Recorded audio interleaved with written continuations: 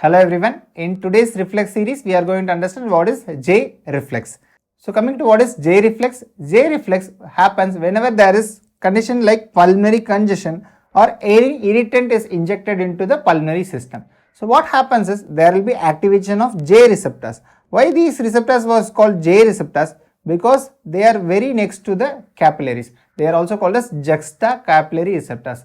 Since they were adjacent to the capillaries network and juxtacapillary name was given, they are called as J receptors. And whenever they are activated, that will be sensed by the vagal afferents, that is the unmyelinated vagal fibers.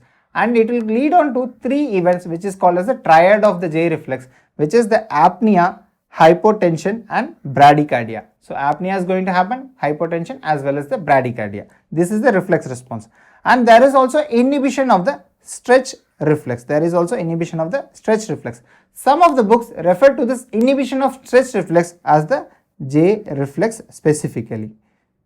So why this is happening? So this physiological significance is whenever a person is overexerting or over-exercising, what is going to happen? There is going to be a fluid leak into the from the capillary system into the interstitial space, and this reflex is going to get activated. So and it is going to inhibit the stretch reflex, and it is going to cause the exhaustion of the respiratory muscles as well as the muscles of the chest region.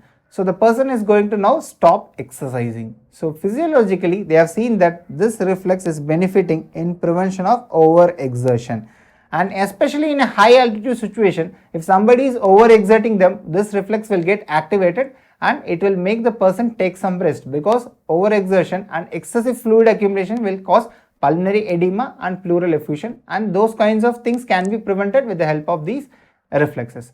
But at the same time, the demerit is if there is reflex hypotension and bradycardia, it can be deleterious to the person also. I hope it's clear. Thank you for watching the video. We'll see you in the next video. Thank you so much.